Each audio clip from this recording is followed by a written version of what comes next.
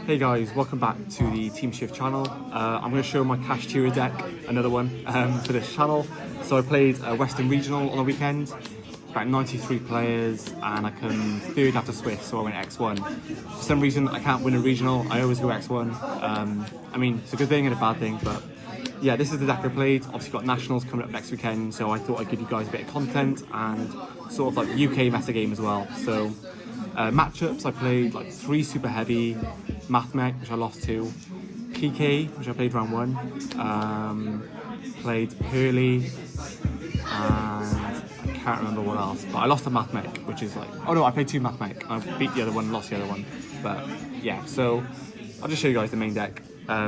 Extra inside, so obviously 3 Unicorn, 3 Fenrir, 2 Rise, Scareclaw, and Ogre.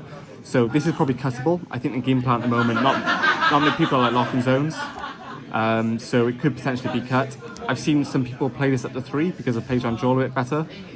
Thing is with that, this card sucks in multiples, so I'm not a fan of that. But I could potentially see Ogre getting cut in the future because like nibs everywhere, and locking zones isn't always amazing. Like especially against super heavy, you just need 3 zone lock to play around like nib and stuff. So if you have Birth set up, you can make it a Rise Heart if you get nibs. So potentially it could get cut.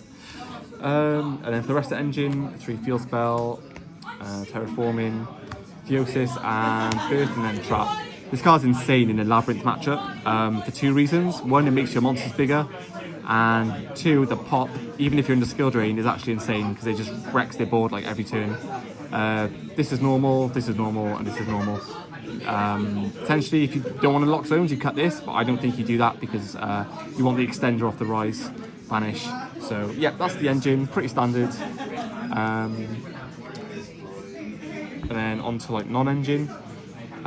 Shifter, pretty good card, resolved it quite a few times. I think you just like have to play this in the main deck, even though cash is like really popular at the moment. Some cash decks are on like Droll, so if you go first and you Shifter blind, it could potentially turn off the Droll in the hand even for the mirror. So it has some applications going first, obviously you get sided out in the mirror, but yeah, it's just too strong not to play.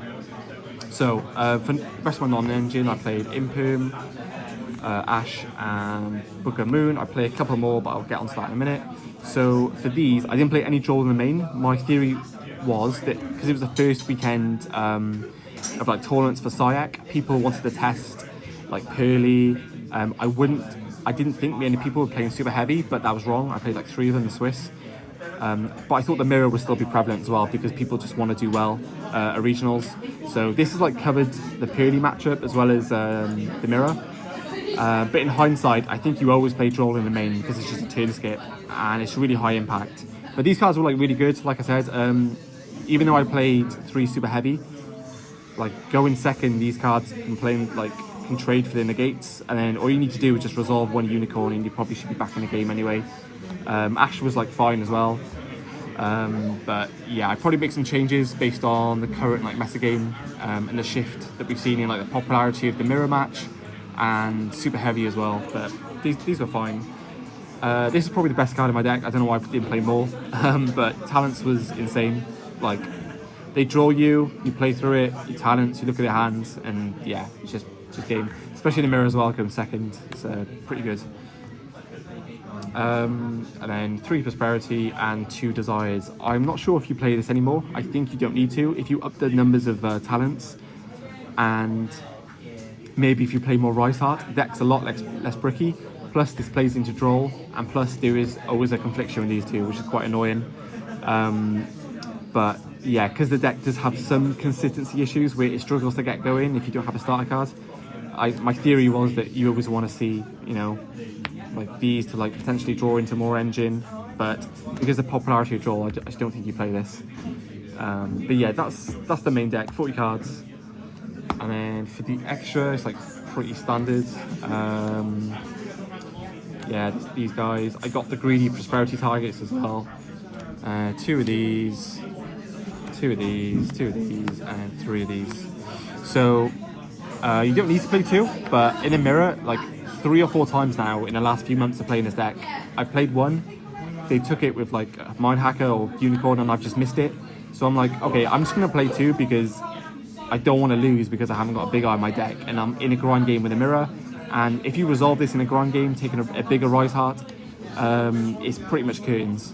This card just, yeah, needs to go.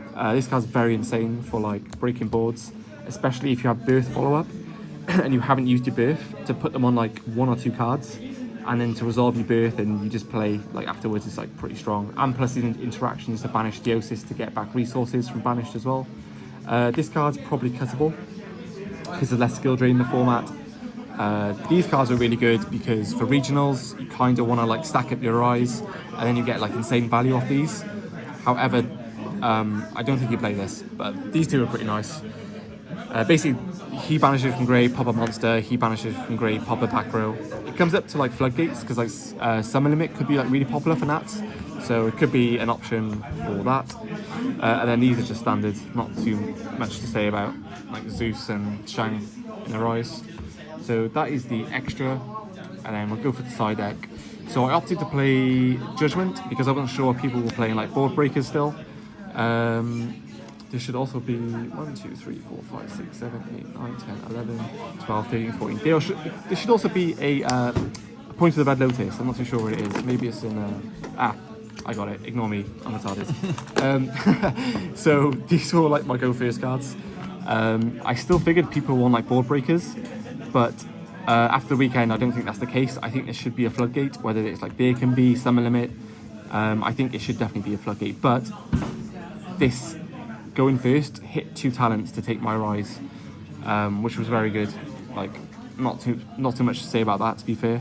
I think one of my games against Mathmech as well, I opened up 2 and made a Rise Heart pass and I won, because yeah, that's pretty strong against that deck. This card's absolutely broken. Like so many times I'd resolve this and take a Kaiju. Obviously not on the weekends, but in general, like in testing, take a Kurikara, take a Kaiju. It's pretty good. And obviously the interaction with a Rise to attach the banished card so they never get it back is a bit silly. But that's the traps. I played Dark Rulers.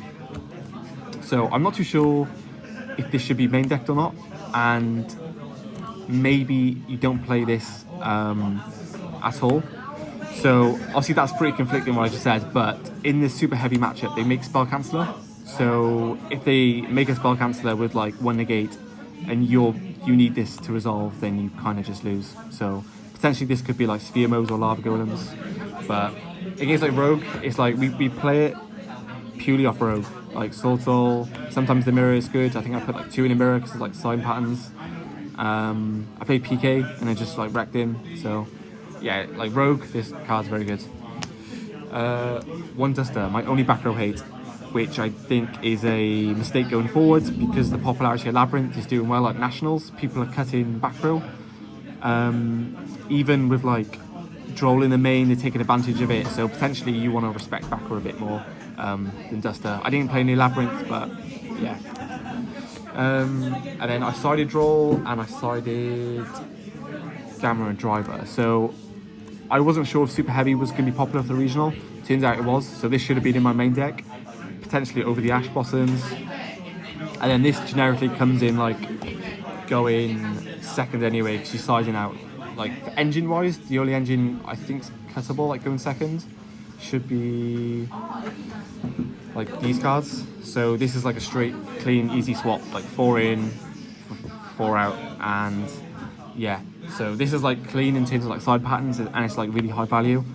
But I don't know if you go down the route of playing more hand traps or playing like more ball breakers. It's a bit tricky at the moment because like talents is in the format. But then again, Super Heavy can't play talents, so maybe you just play hand traps and stuff. But yeah, that's the deck. And yeah, I mean, nothing too out of the ordinary. I think the deck's like pretty strong. Probably the best pick for Nats if you want a top. Shifter's good. Resolve and Shifter is very good. But yeah, I mean the deck's like pretty good. I mean it's probably due a ban list, but we'll see. But anyway, thanks for watching guys. Have a good one, like, subscribe, all that good stuff, and I'll see you in the next one.